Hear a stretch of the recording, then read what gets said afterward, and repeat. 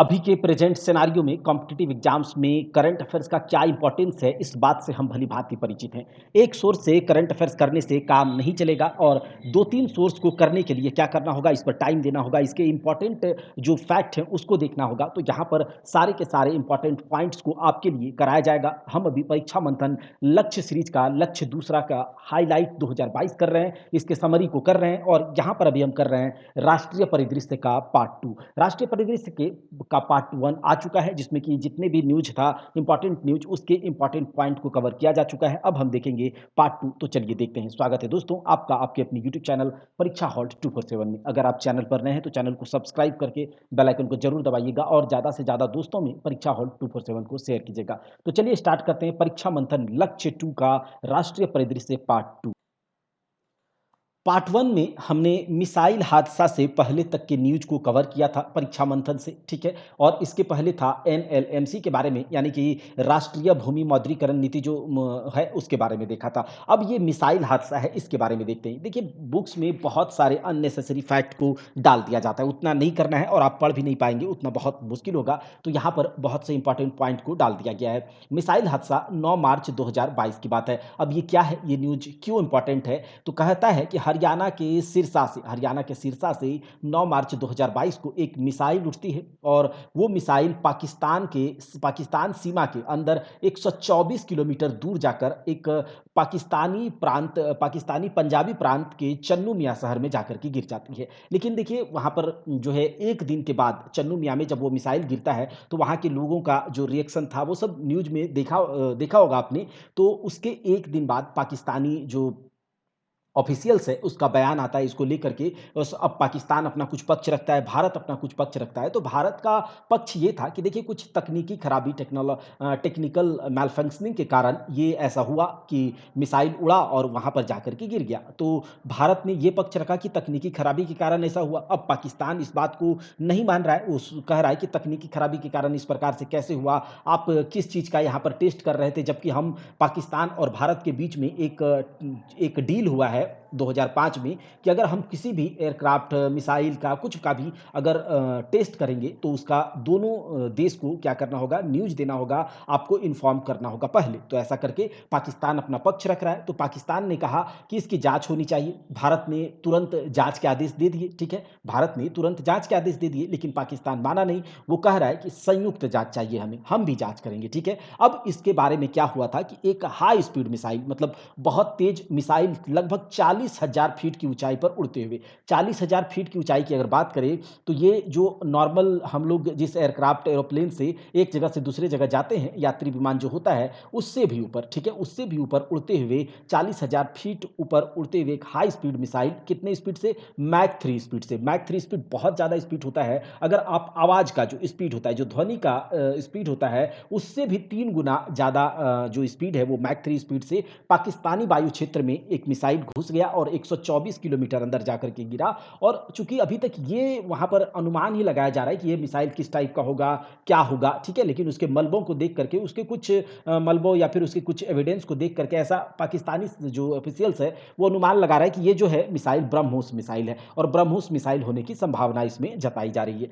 तो चलिए, अब 2000 देखिए, ब्रह्मोस इसीलिए भी कहा जा रहा है क्योंकि ब्रह्मोस मिसाइल का जो मतलब एक गुण है, या फिर ये कहें कि इसके पास ऐसा है कि ये रास्ते में भी अपना क्या है, टारगेट को चेंज कर सकते हैं। जबकि आम जो मिसाइल्स होते हैं उसको एक बार जो टारगेट दे दिया जाता है वो वहीं गिरता है, लेकिन ब्रह्मोस मिसाइल में क्या है कि ये रास्ते में आप चाहें तो इसके टारगेट को बदल करके दूसरे जगह पर भी गिरवा सकते हैं। तो ये सब कुछ करके पाकिस्तान ने पक्ष रखा है कि ये ब्रह्मोस मिसाइल है, इसकी संयुक्त जांच होनी चाहिए। अच्छा, 2005 में भारत और पाकिस्तान के बीच एक करार हुआ था। कौन सा करार? तो flight testing of ballistic missile agreement. अब इस एग्रीमेंट के तहत भारत या पाकिस्तान किसी भी टाइप के बैलिस्टिक मिसाइल का परीक्षण करता है तो दोनों देशों को इसकी खबर होनी चाहिए, रहनी चाहिए, जिससे कि दोनों देश जो है अपना अपना कुछ बचाव के इंतजाम जो ये हो जाए, ठीक है, इस तरह से कुछ करार किया गया है। अब देखिए, अगला जो न्यूज है कि अंतर्देशीय जलमार्गों को प्रोत्साहन दिया जाना। अब ये भारत सरकार जो है अपने अंतर्देशीय जो जलमार्ग है, जैसे कि आप जानते हैं जिस प्रकार से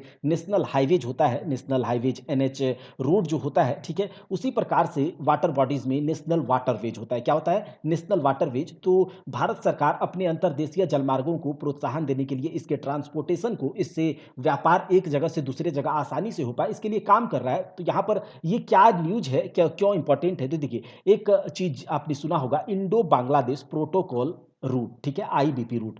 अब इसमें क्या हुआ कि नेशनल वाटरवेज वन, अब ये कहां से कहां तक है, यहाँ ये भी याद रख लीजिएगा, ये भी इंपॉर्टेंट है कि जो नेशनल वाटरवेज वन है वो इलाहाबाद से हल्दिया तक गंगा नदी पर 1620 किलोमीटर की लंबी नेशनल वाटरवेज वन है। अब ये कहां से कहां तक जाएगी? तो इधर इलाहाबाद से कोलकाता, वेस्ट बंगाल के हल्दिया तक।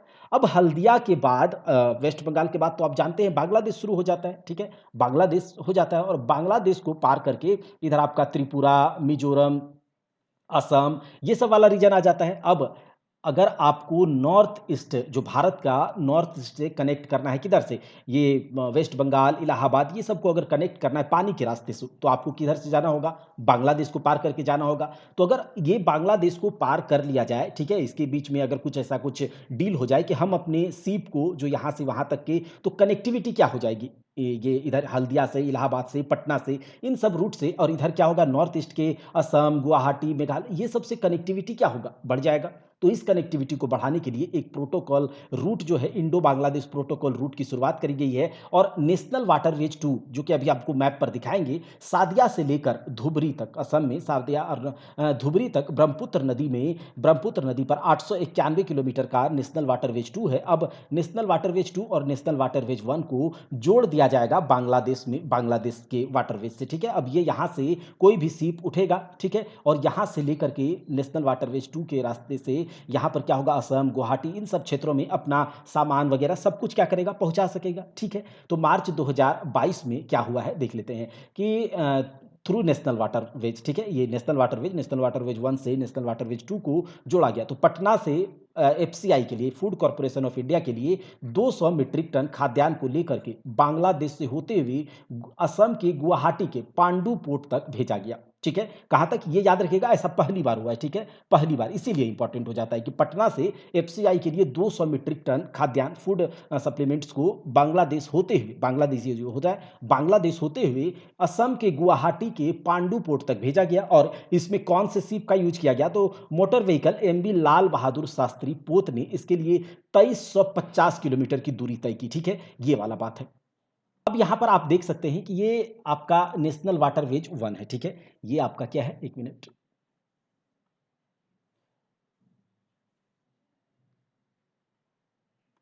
हाँ, ठीक है। देखिए, ये आपका नेशनल वाटरवे 1 है, जो कि आपके कहाँ से कहाँ तक जा रही है?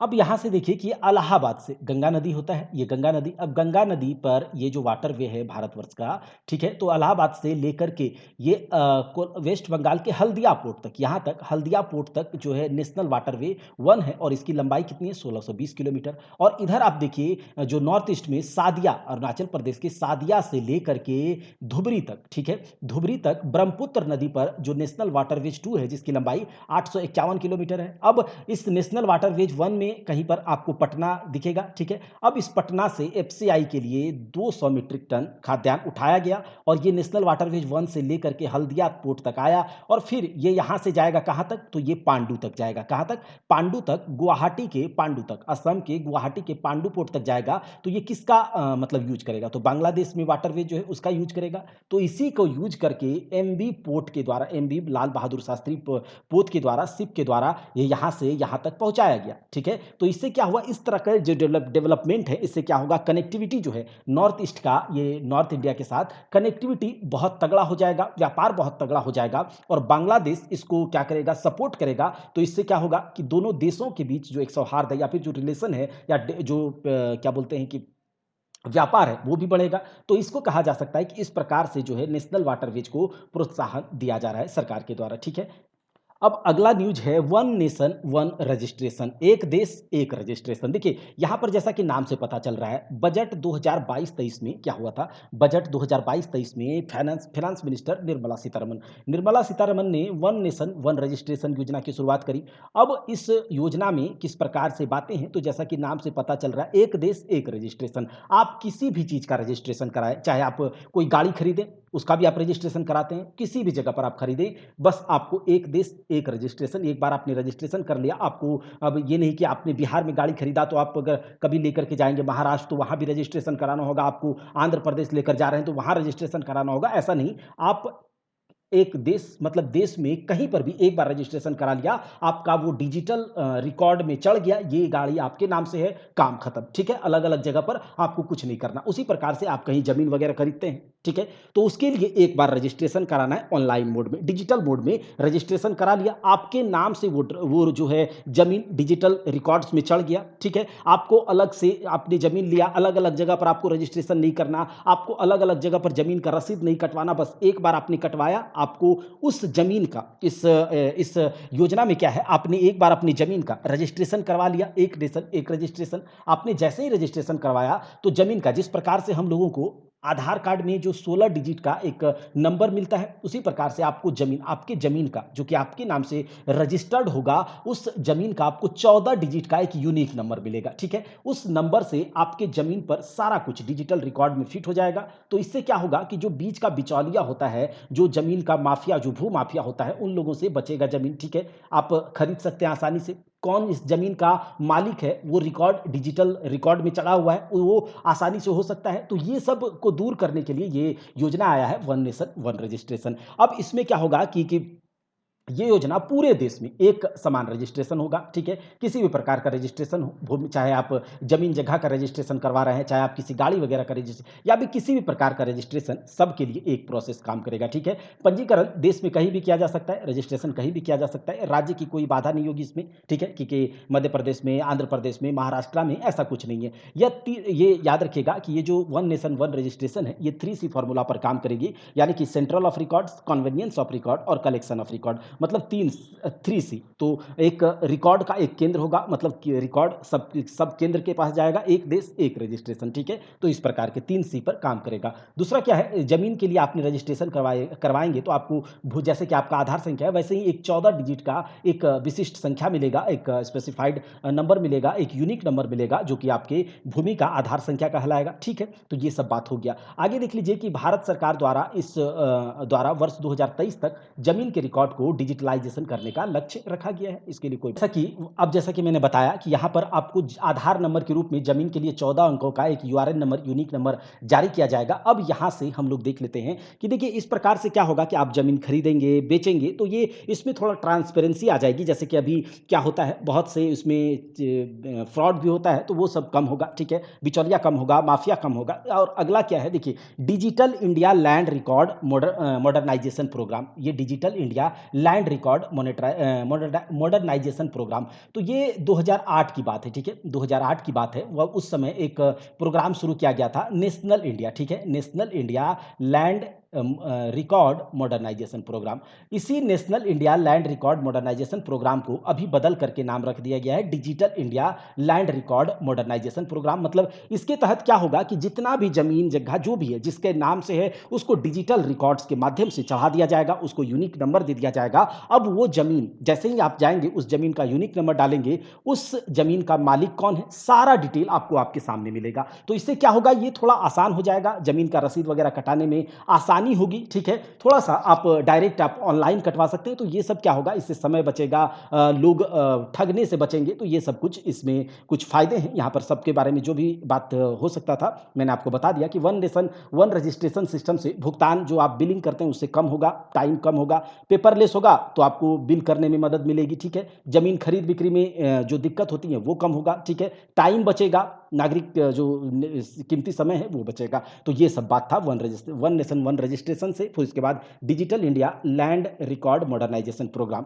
अब अगला जो न्यूज़ है वो है सस्टेनेबल सिटीज इंडिया प्रोग्राम। अब ये क्या है भैया सस्टेनेबल सिटीज इंडिया प्रोग्राम? तो 24 फरवरी 2022 याद रखिएगा सस्टेनेबल सिटीज इंडिया प्रोग्राम 24 फरवरी 2022 को वर्ल्ड इकोनॉमिक फोरम और एनआईयूए यानी कि national institution of urban affairs, national institution for urban affairs world economic forum या फिर हिंदी में बोले तो विश्व आर्थिक मंच शहरी मामलों के राष्ट्रीय संस्थान के दोनों ने क्या किया, वर्ल्ड इकोनॉमिक फोरम और एनआईयूए के द्वारा एक मेमोरेंडम ऑफ अंडरस्टैंडिंग पर हस्ताक्षर किया गया, एक एमओयू दोनों ने साइन किया। अब इसमें क्या होगा कि जो वर्ल्ड इकोनॉमिक फोरम है वो एनआईयूए के साथ मिलकर जो भारतवर्ष में, भारत हमारे देश में क्या करेगा, यहाँ के शहरों में जो कार्बन का उत्सर्जन हो रहा है, जो कार्बन यहाँ से एमिस कार्बन का जो इमिशन हो रहा है उसके लेवल को कम करने में, उसके लेवल को, उस एमिशन को कम करने में यहाँ पर क्या करेगा, दोनों एक दूसरे के साथ मिल करके काम करेगा। अब ये है सस्टेनेबल सिटीज इंडिया प्रोग्राम। इससे क्या होगा,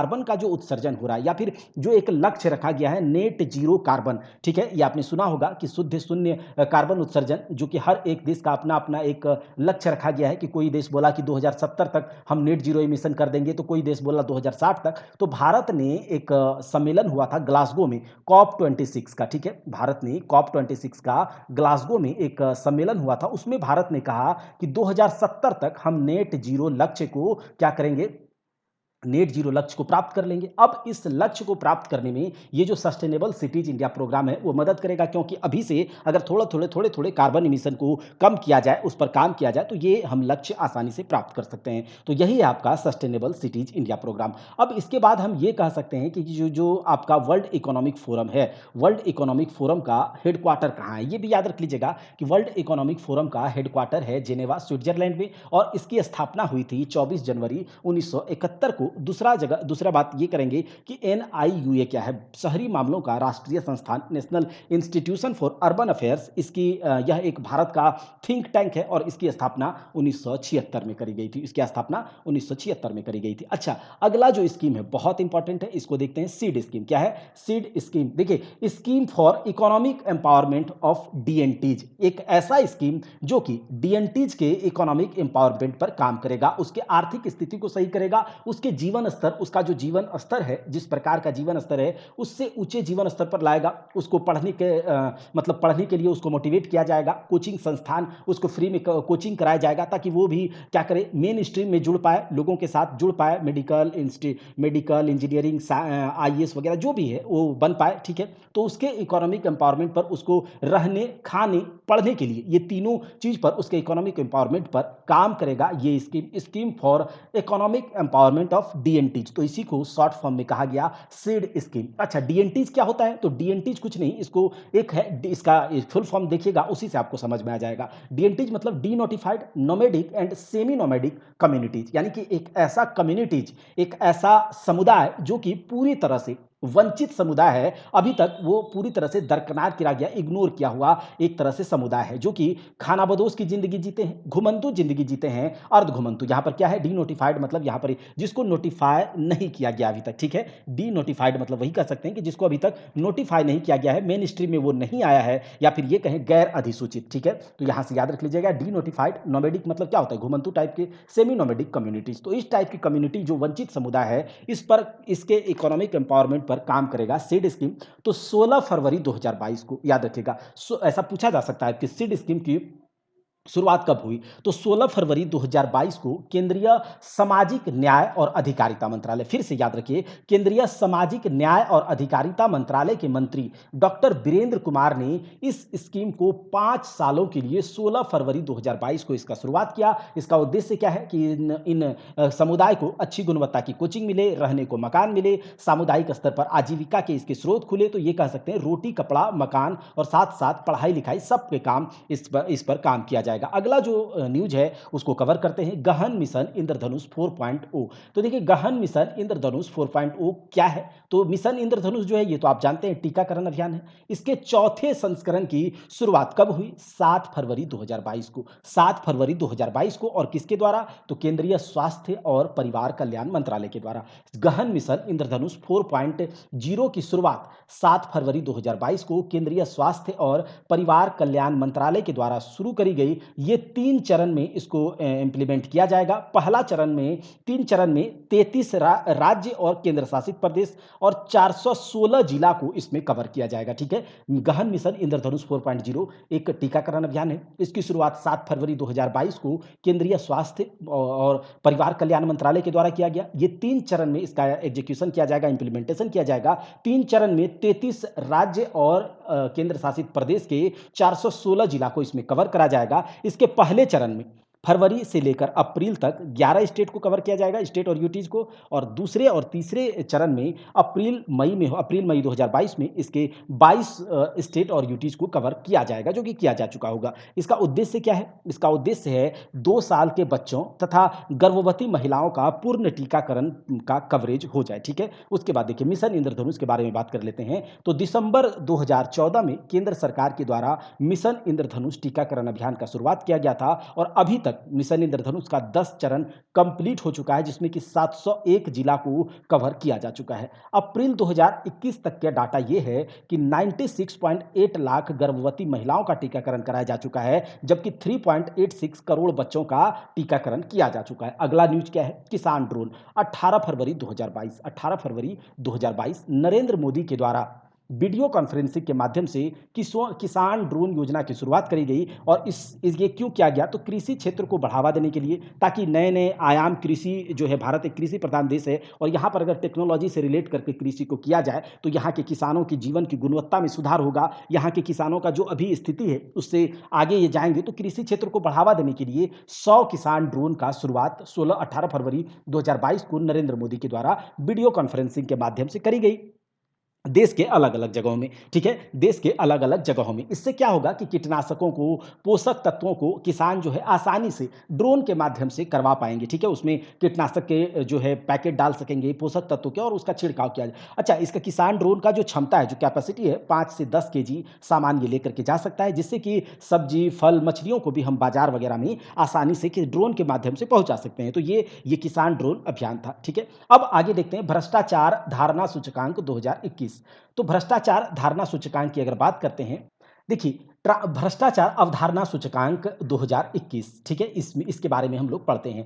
तो ट्रांसपेरेंसी इंटरनेशनल जो है, ये जो रिपोर्ट कौन जारी करता है, ये इंडेक्स कौन जारी करता है? तो ट्रांसपेरेंसी इंटरनेशनल, जिसका कि हेडक्वार्टर कहाँ पर है? बर्लिन में, जर्मनी के बर्लिन में इसका हेडक्वार्टर है। जर्मनी के बर्लिन में इसका हेडक्वार्टर है। और इसकी स्थापना कब हुई थी? 1993 में। 1993 में ट्रांसपेरेंसी इंटरनेशनल का स्थापना हुआ था, 1993 में बर्लिन में हुआ था, ठीक है? अच्छा, उसके बाद बात करते हैं कि ट्रांसपेरेंसी इंटरनेशनल हर साल भ्रष्टाचार धारणा सूचकांक जारी करती है, ठीक है? अच्छा, इसका काम क्या है ट्रांसपेरेंसी इंटरनेशनल का? कि कौन से देश में कितना भ्रष्टाचार है, उसके कारण को, किस कारण से वो भ्रष्टाचार फैल रहा है और उस भ्रष्टाचार को कैसे खत्म किया जा सकता है, ये सब पर काम करता है ट्रांसपेरेंसी इंटरनेशनल, और हर साल एक रिपोर्ट जारी करती है। और 2021 में एक रिपोर्ट जारी किया गया, भ्रष्टाचार धारणा सूचकांक इंडेक्स जारी किया गया, जिसमें कि कुल 180 देशों को शामिल किया गया, ठीक है? कुल 180 देशों को शामिल किया गया। और ये रिपोर्ट जो है किस आधार पर आता है? तो सार्वजनिक क्षेत्र में भ्रष्टाचार के आधार पर ये रिपोर्ट, ये इंडेक्स आता है।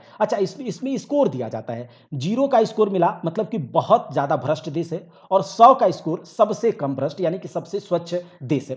तो 0 का स्कोर सबसे ज्यादा भ्रष्ट, 100 का स्कोर सबसे कम भ्रष्ट। 100 का स्कोर अभी तक कोई देश को नहीं मिला है, मतलब भ्रष्टाचार हर जगह थोड़ा मोड़ा छिटपुट है। अच्छा, इस साल 2021 का जो इंडेक्स आया, इसमें पहला स्थान किसे मिला? तो डेनमार्क, फिनलैंड तथा न्यूजीलैंड को संयुक्त रूप से पहला स्थान पर रखा गया। याद रखिएगा, डेनमार्क, फिनलैंड तथा न्यूजीलैंड को संयुक्त रूप से पहले स्थान पर रखा गया। और इसको 100 में कितना स्कोर मिला? तो 88 स्कोर, मतलब 88 इसको स्कोर मिला है। यहाँ कम ही भ्रष्टाचार है कहा जा सकता है, लेकिन है। सेकेंड नंबर पर कौन से देश आए? तो नॉर्वे, सिंगापुर और स्वीडन, तीनों को 85 के स्कोर के साथ तीनों को संयुक्त रूप से दूसरे स्थान पर रखा गया। अब बात कर लेते हैं भारत की। तो भारत का 2021 में कितना स्थान है? 85वां, ठीक है? भारत भ्रष्टाचार अवधारणा सूचकांक में 180 देशों की सूची में कितने स्थान पर है? तो 85वां देश पर स्थान पर है, ठीक है? और बात करते हैं इसने कितना स्कोर प्राप्त किया है, तो 40 का स्कोर इसे मिला है। वहीं पर 2020 में भारत का भ्रष्टाचार अवधारणा सूचकांक में कितना स्थान था? 86 स्थान था। और कितने देशों में? 180 देशों में। तो 180 देश जो है 2018 तक की हम बात करेंगे, इससे ज़्यादा नहीं पूछा जा सकता है। तो 180 देशों को शामिल किया जाता है, उसके रिपोर्ट को जारी किया जाता है, और कौन से देश कौन से स्थान पर नंबर है, उसका कितना स्कोर है। तो अभी तक तो हमने देख लिया पहले और दूसरे स्थान पर 2021 में भारत का 2021 में 85वां स्थान था, 2020 में 86वां स्थान था, 2019 में 80वां स्थान था और 2018 में 78वां स्थान था। ठीक है, तो ये बात है। अच्छा, अगर स्कोर की बात करें तो भारत का इस साल 2021 वाले रिपोर्ट में 40, 2020 में 40 और 2019 में 41 तथा 2018 में 41, तो लगभग कहा जा सकता है कि इसका परफॉर्मेंस जो है अभी स्थिर है और स्थिर रूप से चल रहा है। अब आगे जो न्यूज़ है, कौन सा न्यूज़ को कवर किया गया, चलिए देख लेते हैं।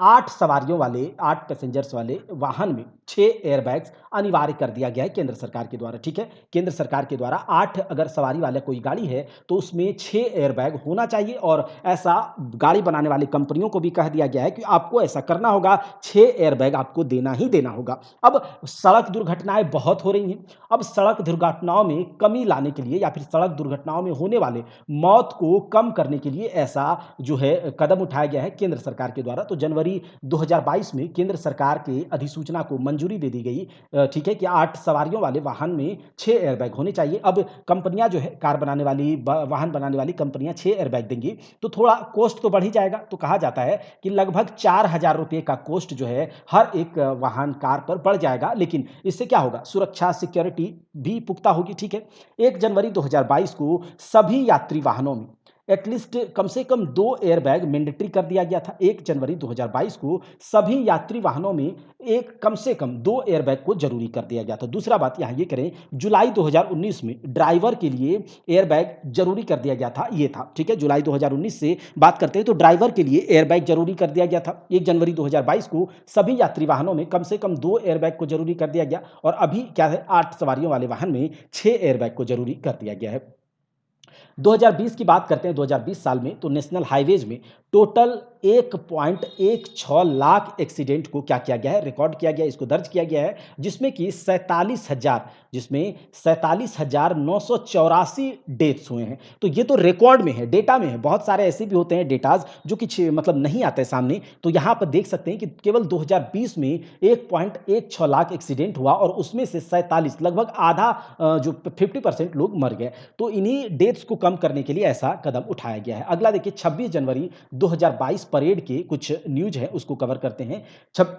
26 जनवरी 2022, तो इस साल वाला जो 26 जनवरी रिपब्लिक डे था वो 73वां रिपब्लिक डे था, 73वां गणतंत्र दिवस था। चूंकि उस समय कोविड का थर्ड वेव चल रहा था, इसी कारण से सारे राज्यों की झांकियों को यहाँ पर क्या किया गया, परमिशन नहीं दिया गया कि आप अपनी झांकी लेकर के आएँ, तो बहुत सारे उसमें रिस्ट्रिक्शंस थे। कोविड का थर्ड वेव चल रहा था, तो इस कारण से 12 राज्य, केवल 12 राज्य और यूटीज को, 12 राज्य और यूटीज प्लस 9 मिनिस्ट्री के 21 झांकियों को ही परमिट किया गया था। इस साल कोई चीफ गेस्ट था क्या 26 जनवरी को? तो नहीं, कोविड-19 को देखते हुए कोई चीफ गेस्ट यहाँ नहीं आया था। ठीक है, आगे बात करते हैं एयरफोर्स की झांकी में। यहाँ पर क्या था इंपॉर्टेंट कि इस बार एयरफोर्स की झांकी में first women Rafale fighter jet, देखिए पहला फाइटर जेट की जो अ, उड़ाने वाली पायलट थी, लड़की, मतलब जो फीमेल पायलट थी, फर्स्ट फीमेल फाइटर जेट की पायलट तो भावना कांत थी, जो कि पिछले साल झांकी में भाग ली थी। लेकिन अगर बात करें राफेल फाइटर जेट की पहली उड़ाने वाली जो पायलट है वो शिवांगी सिंह है और इस बार उसने एयरफोर्स की झांकी में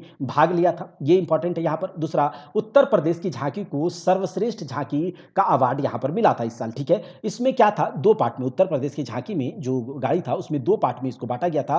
पहले भाग में क्या दिया गया था, वन डिस्ट्रिक्ट वन प्रोडक्ट को दिखाया गया था। जो उत्तर प्रदेश का योजना है, वन डिस्ट्रिक्ट एक उत्पाद वाला, उसको उसमें झांकी में दिखाया गया था। और दूसरे पार्ट में क्या दिया गया था, काशी विश्वनाथ यात्रा धाम की क्या वहां पर सैर कराई गई थी। काशी विश्वनाथ धाम की मतलब जो थीम था उस पर जो है ये झांकी था। तो उत्तर प्रदेश की झांकी को सर्वश्रेष्ठ झांकी यहां पर मिला था। अब ये पूरा हम लोगों का क्या हो गया। अब एक लास्ट है, भारत चीन सीमा प्रकरण। अच्छा, भारत और चीन के बीच सीमा विवाद चल रहा है। ठीक है, भारत और चीन जो है, चीन अगर बात करें तो चीन अपने जिधर उसके साथ जो भी सीमा के साथ देश जुड़े हुए हैं तो वो उसके साथ कुछ ना कुछ बॉर्डर को लेकर उसके साथ विवाद चलते रहता है। तो भारत के साथ भी है, ऑब्वियस सी बात है। मार्च 2022 की बात करते हैं, भारत और चीन के बीच 15वें दौर का, मतलब इससे पहले 14 बार ये लोग मीटिंग कर चुके हैं। 15वें दौर का ये लोग आपस में बातचीत करने मीटिंग के लिए बैठे, बेनतीजा रहा।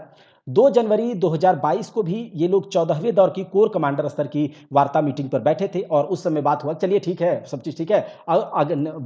मतलब आशा करते हैं कि आगे भी हम लोग मिलेंगे और बात करेंगे। फिर उसके बाद 10 अक्टूबर 2021 को 10 अक्टूबर 2021 को 13वें दौर की वार्ता थी और वो भी बेनतीजा रही। ये जो इतना मीटिंग जो रैपिड मीटिंग हो रहा है, क्यों हो रहा है? तो मई 2020 की बात है। इंडियन और चाइना मतलब भारतीय और चाइनीज़ आर्मी के बीच एक हिंसक झड़प हो जाती है, आपको याद होगा, पैगोंग झील क्षेत्र में। और उसी समय से दोनों के बीच सीमा गतिरोध थोड़ा तेज हो जाता है, ठीक है? दोनों भारत और चाइना के बीच सीमा पर जो विवाद है, जो गतिरोध है, तेज हो जाता है। वो अपने आर्मी को ला करके अपने वेपन्स को वहाँ पर ला करके क्या करने लगता है, रखने लगता है, ठीक है? फिर क्या होता है 15 जून 2020 की बात है। 15 जून 2020 की गलवान घाटी में, ठीक है? गलवान घाटी आप जानते होंगे कि ये काराकोरम रेंज है, ठीक है? काराकोरम, लद्दाख, जास्कर। तो काराकोरम रेंज इधर से निकलती है, गलवान नदी है, आपका श्योक नदी, यहाँ पर आपका एक नुब्रा नदी निकलती है। तो गलवान घाटी, ये इधर गलवान घाटी वाला क्षेत्र है। तो इधर जो है चाइनीज़ ऑक्यूपाइड कश्मीर है, अक्साई चीन जिसे कहते हैं, ठीक है? वहाँ पर एलएसी है। तो ये जो चाइना वाला है गलवान घाटी को पार करके इधर भी कहता है ये भी मेरा एरिया है। ऐसा करके तो यहाँ पर गतिरोध हो रहा है। तो गलवान घाटी में 15 जून 2020 को एक झड़प हुआ था, बहुत बड़ा हिंसक झड़प हुआ था और दोनों तरफ की सेना शहीद हो गए थे। देखिए इंपॉर्टेंट है, डेट याद रख लीजिएगा, ठीक है? तो इस प्रकार से चाइना और इंडिया के बीच सीमा विवाद है। चीन में क्या हुआ, इसको लेकर के एक नया सीमा कानून आया है 2022 का, जिसमें कि चीन ने कहा है कि देखिए हम सबके सीमा का आदर करते हैं, ऐसा ऐसा करके कुछ इसमें था। अरुणाचल प्रदेश में कई स्थानों का नाम अपने तरीके से चीन बदलना शुरू कर दिया है, जो कि भारत का जगह है, ठीक है? तो उसकी मनमानी है, थोड़ा दोगलई है उसका। पैगोंग झील पर भी एक पुल बना रहा है चाइना, ठीक है? पैगोंग झील पर मतलब पैगोंग झील के जिस तरफ चाइना का अधिकार है, अभी है तो भारत का, लेकिन जिस पर चाइना का अधिकार हो चुका है पैगोंग झील के जिस साइड में, तो उस पर एक पुल बना रहा है जिससे कि चाइनीज आर्मी को आराम से वहां लाया जा सके, वेपन्स वगैरह को लाया जा सके। तो इससे भारत को भी ध्यान देने का जरूरत है कि यहाँ पर भी ये करेगा और कर रहा है, ठीक है? अब आगे कुछ, ये तो पूरा न्यूज हो गया, अब हम लोग कुछ टिप्पणियों पर बात करें। अब कुछ छोटे-छोटे न्यूज़ हैं जिसको कवर किया गया है, तो उसे भी देख लेते हैं। एक है विद्यांजलि योजना, ठीक है? विद्यांजलि योजना बोलिए, स्कीम बोलिए, प्रोग्राम बोलिए, तो इसमें क्या है, विद्या का अंजलि यानी कि अगर आपके पास विद्या है, अगर आप स्कॉलर हैं, प्रोफ़ेसर्स हैं, ठीक है? अगर आप कुछ अच्छे नॉलेज रखते हैं, आपके पास कुछ स्किल है, आप रिटायर्ड प्रोफ़ेसर हैं या फिर किसी भी प्रकार की सेवा में हैं, आप चाहते हैं किसी बच्चों को पढ़ाना, तो आप विद्यांजलि योजना से जुड़ सकते हैं और किसी स्कूल्स में जाकर के आप पढ़ा सकते हैं, उन बच्चों की कुछ अपना नॉलेज दे सकते हैं, तो विद्यांजलि योजना के तहत। अब ये जो विद्यांजलि योजना है पहले स्कूलों में लागू की गई थी, अब ये क्या है कि इसमें विद्यांजलि योजना को उच्च शिक्षण मतलब हाई स्कूल्स में या फिर कहें तो हायर स्टडीज के इंस्टीट्यूशन में लागू करने की तैयारी है। किसका? शिक्षा मंत्रालय का। शिक्षा मंत्रालय की इस योजना के तहत क्या होगा, सेवानिवृत्त, रिटायर्ड या फिर प्रोफेसर्स जो भी हैं, अधिकारी, पेशेवर, पीएचडी कुछ भी करने वाले डिग्रीधारी आसपास के उच्च जो हायर स्टडीज के इंस्टीट्यूशन है वहाँ पर आप अपनी स्वेच्छा से वहाँ पर जाके पढ़ा सकेंगे और अपना जो स्किल है वो वहाँ पर बाँट सकेंगे, लोगों को कुछ बता सकेंगे, ठीक है? तो यही है विद्यांजलि योजना। देखिए विद्यांजलि योजना से अब तक 1 लाख से ज़्यादा स्कूल जुड़ चुके हैं, ठीक है? विद्यांजलि योजना से अब तक 1 लाख से ज़्यादा स्कूल जुड़ चुके हैं। ज़्यादातर स्कूल दूर-दराज के ग्रामीण क्षेत्रों में मौजूद है और वहाँ बुनियादी ढाँचे का भी अभाव है। तो विद्यांजलि योजना। अब अगला है डिजिटल विश्वविद्यालय, डिजिटल यूनिवर्सिटी। देखिए जब से कोरोना हुआ, लॉकडाउन हुआ, उसके बाद से डिजिटल ऑनलाइन प्लेटफ़ॉर्म का, डिजिटल स्टडी का, ऑनलाइन क्लास का जो प्रचलन है, थोड़ा तेज हुआ है। तो उसी क्रम में डिजिटल विश्वविद्यालय का भारत सरकार ने एक मन बनाया, एक प्रोजेक्ट बनाया, जिसमें क्या है कि जो ऐसे बच्चे जो कि कुछ पैसों के कारण इकोनॉमिकली या फिर बहुत दूर में हैं और इकोनॉमिकली कहीं अच्छे इंस्टीट्यूशन में जाकर के पढ़ाई नहीं कर सकते हैं, तो उसके घर पे, ठीक है? उसके घर पे, उसके घर के दरवाजे तक वो विश्वविद्यालय को लेकर के जाया जाएगा डिजिटल माध्यम से उस क्लास को उसके लैपटॉप में, उसके मोबाइल में लेकर जाया जाएगा और वो पढ़ाई कर सकेंगे। यही है डिजिटल यूनिवर्सिटी। अब इसमें ऐसा ये भी कहा गया है कि देखिए ये योजना कितना सफल होगा नहीं होगा, लेकिन डिजिटल विश्वविद्यालय का चर्चा हर तरफ है। देखिए यहाँ पर पढ़ सकते हैं आप लोग, यहाँ देख दिए हैं कि डिजिटल विश्वविद्यालय की स्थापना करके घर घर शिक्षा पहुँचाने का लक्ष्य है, ठीक है? आगे देखिए कि डिजिटल विश्वविद्यालय के माध्यम से छात्रों की वैश्विक स्तर की वो जो ग्लोबल लेवल का एक स्टडी है, एजुकेशन है, वो मिल पाएगा, ठीक है? गरीब छात्रों को विशेष लाभ होगा जो दूर रिमोट एरियाज में रहने के कारण हायर स्टडीज प्राप्त करने में असफल होते हैं, तो ये सब असमर्थ होते हैं, तो यही सब है डिजिटल यूनिवर्सिटी का। अब देखिए एक है विलेज डिफेंस ग्रुप, गाँव सुरक्षा समूह। अब ये कहाँ पर गाँव सुरक्षा समूह को गठन किया गया है? विलेज डिफेंस ग्रुप का। तो जम्मू कश्मीर सरकार के द्वारा जम्मू और कश्मीर के गाँव में वहाँ के निवासियों को स्थानीय सुरक्षा प्रदान करने के लिए एक विलेज डिफेंस ग्रुप के गठन की स्थापना करी गई है, मंजूरी दे दी गई है, ठीक है? VDG, village defence group. इसमें क्या होगा कि वहाँ के जो स्थानीय लोग हैं उसको कुछ 8, 10, 20 लोग को सेलेक्ट किया जाएगा, ताकि वो क्या करे, उस गाँव की गतिविधियों पर, एक्टिविटीज़ पर नज़र रखेंगे। और फिर क्या होगा, वो सशस्त्र बल जो वहाँ पर आर्मीज़ हैं, इंडियन आर्मीज़, उसको उस क्षेत्र में होने वाले किसी भी टाइप का टेररिज्म, आतंकवादी गतिविधियों की जानकारी प्रदान कर सकेंगे, जिससे कि आसानी होगी उस क्षेत्र में सुरक्षा कर देने में, ठीक है? अगला है सागर परिक्रमा कार्यक्रम। तो ये क्या है भई?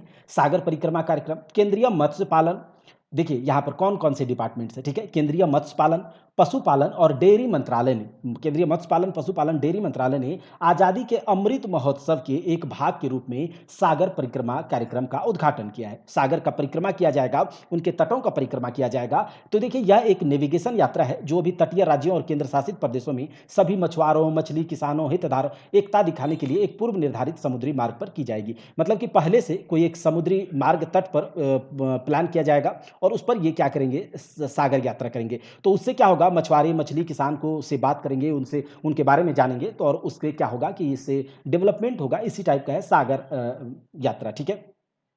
आगे देखिए वीर बाल दिवस 9 जनवरी 2022 को, 9 जनवरी 2022 को, जो कि जिस दिन सिखों के 10वें गुरु गोविंद सिंह की जयंती मनाई जाती है प्रकाश पर्व के रूप में। अब क्या होता है, गुरु गोविंद सिंह के छोटे साहिबजादों, जो 4 साहिबजादे आपने सुना होगा, 4 साहिबजादों के बारे में, तो साहिबजादा जोरावर सिंह जी, साहिबजादा फतेह सिंह जी, साहिबजादा अतीत सिंह जी और जुझार सिंह जी की बलिदान की याद में, जो कि उनका बलिदान मतलब उनका फांसी दे दिया गया था। उन लोग को कहा गया था इस्लाम धर्म कबूल करो, लेकिन इन्होंने अपने को अपना बलिदान देने को स्वीकारा, लेकिन अपना धर्म कबूल ना स्वीकार नहीं किया, इस्लाम धर्म। तो वही बलिदान की याद में 26 दिसंबर को वीर बाल दिवस मनाने की घोषणा 9 जनवरी 2022 को प्रधानमंत्री नरेंद्र मोदी ने की थी, ठीक है? ये बात है। अब देखिए मेरा गाँव मेरी धरोहर, तो क्या है, इसमें क्या होगा कि जैसे आपका गाँव है, तो आपके गाँव में कुछ ऐसी चीज़ें सांस्कृतिक रूप से, कल्चरल रूप से अगर इम्पोर्टेंट है, जिसको कि देश दुनिया में सामने लाया जाना चाहिए, विश्व पटल पर सामने जाना चाहिए, तो उस टाइप के धरोहर को, उस टाइप के हेरिटेज को क्या किया जाएगा, केंद्रीय संस्कृति मंत्रालय के द्वारा उस सांस्कृतिक धरोहर को मोबाइल ऐप में रिकॉर्ड करवाया जाएगा, जिससे कि देश दुनिया में वो क्षेत्र सामने आएगा, धरोहर सामने आएगा, उससे टूरिज्म भी बढ़ेगा, ये सब बात है। तो इसके लिए कॉमन सर्विस सेंटर सीएससी के साथ केंद्रीय संस्कृति मंत्रालय ने करार किया है, डील किया है कि आपको क्या करना है, ये क्या इसको रिकॉर्ड करना है, इस टाइप के सांस्कृतिक धरोहर को। ये क्या है, मेरा गाँव, और इस अभियान को क्या कहा गया है, मेरा गाँव मेरी धरोहर। अब वर्क फ्रॉम होम के बारे में बात करते हैं। 7 फरवरी 2022 को वर्क फ्रॉम होम खत्म कर दिया गया। अब कितना दिन बैठ करके घर पे खाओगे, है ना? जब से कोरोना हुआ है तब से लेकर के कोरोना का first wave, second wave, third wave, अब उसमें क्या होता था, डिपार्टमेंट्स बंद हो जाते थे, ऑफिसेज बंद हो जाते थे, और 50-50 या फिर पहले शुरुआत में क्या हुआ था, 33% कर्मचारी आएंगे, फिर अगले दिन 33, और ऐसे करके 3 चरण में आते थे, एक दिन, दूसरे दिन छोड़ करके तीसरे दिन, ऐसा करके। लेकिन फिर बाद में क्या हुआ, आगे बढ़ा, 50-50 आने लगा। एक दिन अगर 10 कर्मचारी किसी ऑफिस में हैं, तो 5 कर्मचारी एक दिन आएंगे और दूसरे दिन 5 कर्मचारी, सोशल डिस्टेंसिंग के लिए। तो ये सब को खत्म करके 7 फरवरी 2022 को पूरी तरह से हर एक डिपार्टमेंट को 100% अटेंडेंस के साथ खोल दिया गया है, ठीक है? चलिए अब बात करते हैं पाल ददभाव नरसंहार। ये पाल ददभाव नरसंहार क्या है? इस नरसंहार को जलियांवाला बाग हत्याकांड से भी अधिक ब्रूटल नरसंहार घोषित किया है केंद्र सरकार के द्वारा। तो 7 मार्च 2022 को 100 साल पूरा होता है किसका, पाल ददभाव नरसंहार का। 7 मार्च 2022 को, यानी कि 100 साल पहले 7 मार्च 1922 को गुजरात का एक गांव, गुजरात का साबरकांठा जिले में पाल, चितरिया और ददगांव गांव, याद रखिएगा, पाल, चितरिया, ददभाव गांव में हुआ था ये नरसंहार, ठीक है? जिसमें कि मोतीलाल तेजावत के नेतृत्व में अंग्रेजों और सामंतों के द्वारा किसानों पर लगाए गए जो भू राजस्व, जो ज़मीन के टैक्स हैं, उसके विरुद्ध में वारिस नदी के तट पर आंदोलन किया जा रहा था। और मतलब जो मीटिंग में आए थे लोग, जो आंदोलन में शामिल थे, उस पर अंग्रेजी कमांडर एच.जी. सट्टन ने ग्रामीणों पर गोलियां चलाने के आदेश दे दिए थे और इस गोलीबारी में 1000 से ज़्यादा आदिवासी, भील तथा किसान मारे गए थे। तो यही 7 मार्च 1922 से लेकर के अभी 7 मार्च 2022 को इसके 100 साल पूरे हुए थे।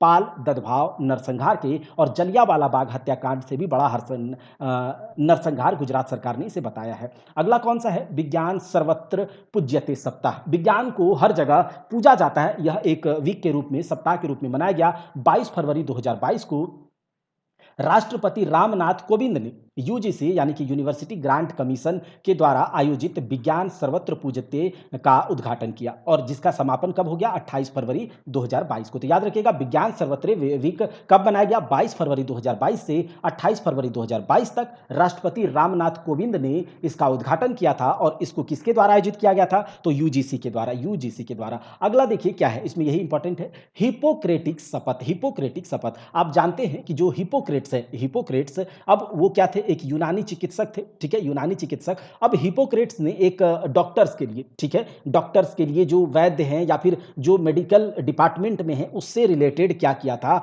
हिपोक्रेट्स ने एक शपथ लिखा था कि मैं ये करूंगा, मैं ऐसा करूंगा। तो उसके लिए एक शपथ था जिसका नाम है हिपोक्रेटिक शपथ। हिपोक्रेटिक शपथ मतलब कि जब आप मेडिकल कर रहे हैं और मेडिकल जो ग्रेजुएट हो जाते हैं, मेडिकल ग्रेजुएट, तो उसके बाद उसे एक शपथ दिलाया जाता है जिसका नाम है हिपोक्रेटिक शपथ। और वर्ल्ड मेडिकल एसोसिएशन के द्वारा इसमें संशोधन किया गया था और 1948 में जेनेवा की घोषणा के रूप में इसे प्रचारित किया गया था। किसे? हिपोक्रेटिक शपथ को। अब इसमें क्या हुआ? फरवरी 2022 में इंडियन मेडिकल एसोसिएशन के दीक्षांत समारोह के दौरान हिपोक्रेटिक शपथ को चरक शपथ से रिप्लेस करने के लिए राष्ट्रीय चिकित्सा आयोग के सुझाव का विरोध किया गया। देखिए, कहा गया इंडियन मेडिकल एसोसिएशन ने कि अब देखिए, हिपोक्रेटिक शपथ को हम चरक शपथ कहेंगे या फिर चरक के द्वारा जो भी बातें कही गई उसको हम लोग इस शपथ में लेंगे। तो इसका जो ये सुझाव था, इसका विरोध भी किया गया था, हिपोक्रेटिक शपथ, इसीलिए न्यूज में आया था। चलिए आगे बात कर लेते हैं। एशिया का सबसे बड़ा बायो सीएनजी प्लांट 19 फरवरी 2022 को प्रधानमंत्री नरेंद्र मोदी ने एमपी के, मध्य प्रदेश के इंदौर में एशिया के सबसे बड़े बायो सीएनजी प्लांट का वर्चुअली उद्घाटन किया। ये इंपॉर्टेंट है कि कहां पर? मध्य प्रदेश के इंदौर में 19 फरवरी 2022 को एशिया का सबसे बड़ा बायो सीएनजी प्लांट। और इसकी क्षमता कितनी होगी? 550 मीट्रिक टन प्रतिदिन, जो एशिया में सबसे अधिक है। चलिए आगे बात करते हैं। स्लॉथ बियर गुलाबो, मतलब एक भालू है जिसका, स्लॉथ बियर गुलाबो का निधन हो गया। कब? 9 जनवरी 2022 को की रात को भोपाल के वन विहार राष्ट्रीय उद्यान और चिड़ियाघर में भारत का सबसे बुजुर्ग मादा स्लॉथ बियर, इसीलिए ये इंपॉर्टेंट है, याद रखिएगा, भारत की सबसे बुजुर्ग मादा स्लॉथ बियर का निधन हो गया जिसकी उम्र लगभग 40 साल थी। और ये जो मादा स्लॉथ बियर है, इसको आईयूसीएन के द्वारा अति संवेदनशील प्रजाति के रूप में सूचीबद्ध किया गया है। और ये मूल रूप से भारत, नेपाल, भूटान, श्रीलंका में पाए जाते हैं स्लॉथ बियर, जिसके भी गुलाबों का निधन हो गया। अब इलेक्ट्रॉनिक पासपोर्ट जारी करने वाले जो देश हैं, जिसमें कि ब्रिटेन है, अमेरिका है, जर्मनी है। अब इलेक्ट्रॉनिक पासपोर्ट अभी भारत जारी नहीं किया है पूरी तरह से, लेकिन इलेक्ट्रॉनिक पासपोर्ट जो है जल्दी ही भारत जारी करने वाले देश में शामिल हो जाएगा। यानी कि जो आपके पास ट्रेडिशनल पासपोर्ट एक पासबुक की तरह आप लेकर के जाते हैं, तो आपको उसकी जरूरत नहीं पड़ेगी। आपके पास एक इलेक्ट्रॉनिक, आप डिजिटल माध्यम से आपके पास पासपोर्ट आएगा, सब कुछ होगा, वैसे ही स्कैन होगा। तो ये जारी करने वाले में भारत देश जल्दी शामिल होगा। तो ये बात है, ठीक है। चलिए आगे, ये पूरा का पूरा हम लोगों ने पूरा परीक्षा मंथन लक्ष्य 2 के राष्ट्रीय परिदृश्य को यहाँ पर कवर कर लिया है। अगर आपको अच्छा लगा है, अगर आपको एनालिसिस अच्छा लगा है, तो आप बताइएगा, तभी कंटिन्यू किया जाएगा आगे भी, ठीक है। चलिए, इसके बाद अंतर्राष्ट्रीय परिदृश्य आएगा, आर्थिक परिदृश्य आएगा और खेल है, सब कुछ है। तो डिटेल में सब कुछ अगर आपको करना है, करंट अफेयर्स को बहुत अच्छे से कवर करना है, तो आपको इन सब टाइप्स के मैगजीन्स को कवर करना ही होगा। हम लोग मिलते हैं अगले क्लास में, तब तक के लिए जय हिंद, जय भारत।